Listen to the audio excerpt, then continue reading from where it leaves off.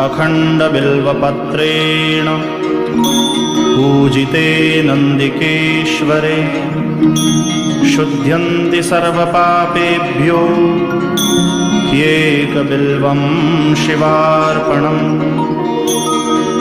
शालिग्रामशिलामेकां विप्राणां जातु अर्पयेत् सोमयज्ञमहापुण्यम् एकबिल्वं शिवार्पणम्।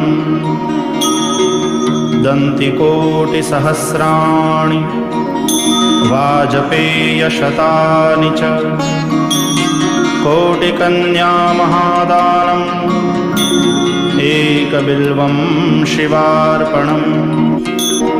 लक्ष्म्याः स्तनत उत्पन्नं महादेवस्य च प्रियम्